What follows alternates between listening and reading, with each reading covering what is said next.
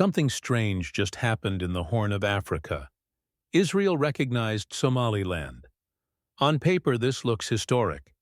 After more than 30 years, finally recognition.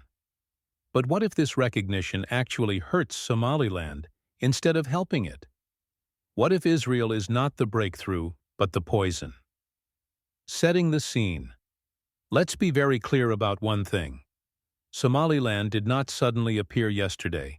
It has existed since 1991.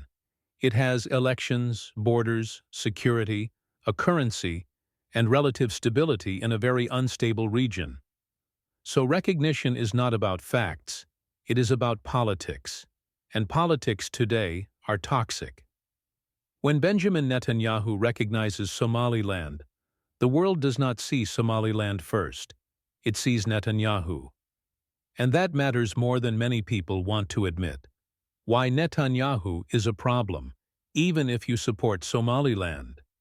This is not about liking or disliking Israel. It is about perception.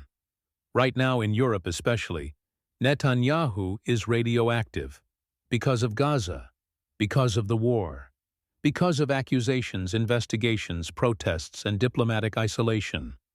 European governments hesitate to touch anything that looks like it is endorsed by Netanyahu.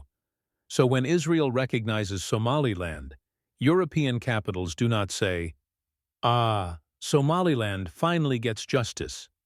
They say, "Is this another Netanyahu geopolitical stunt?" And that hesitation kills momentum. The uncomfortable truth about recognition. Recognition is not moral. It is not legal. It is contagious. Countries only recognize when they feel safe to follow others. Right now, following Israel means risking domestic backlash, diplomatic friction, being seen as complicit with Netanyahu's agenda. So most countries freeze, they wait, and silence is deadly for recognition campaigns. Why Kenya and Ethiopia matter more than Israel? Here is the key point, and this is where the future is decided. If Kenya recognizes Somaliland, everything changes. If Ethiopia recognizes Somaliland, the game is over, because then recognition becomes regional, not ideological. Kenya and Ethiopia cannot be dismissed as Netanyahu proxies. They are African actors with direct stakes. If they move, Europe will follow quietly later. If they do not move, Somaliland is isolated. That is the brutal reality. Ethiopia's calculation: Ethiopia is cautious. Very cautious. It wants access to the sea. It wants leverage. It does not want to destabilize the region unnecessarily. Recognizing Somaliland would be strategic, but it would also provoke backlash. So Addis Ababa waits to see, is this recognition expanding, or is it just Israel standing alone? If Israel remains alone, Ethiopia will not jump. Kenya's dilemma: Kenya is even more sensitive. It balances Somalia regional security, Western partnerships. Kenya does not want to be the first African domino unless Ethiopia moves too. No one wants to be first. Everyone wants to be second.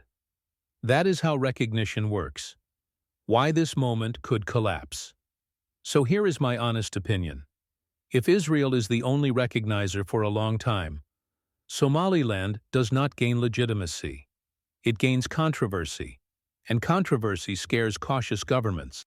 Instead of opening doors, Israel may have closed them, at least temporarily. Not because Somaliland is wrong, but because Netanyahu is politically toxic right now. That is the tragedy. Final reflection. And question. Somaliland deserves recognition based on facts, not geopolitics. But geopolitics always wins. So the real question is not, did Israel recognize Somaliland? The real question is, will Kenya and Ethiopia step forward, or will they step back and wait for Netanyahu's shadow to pass? Because if Africa does not move, the rest of the world will not. And if that happens, this recognition will not walk forward. It will stand still. And ideas that stand still eventually fall.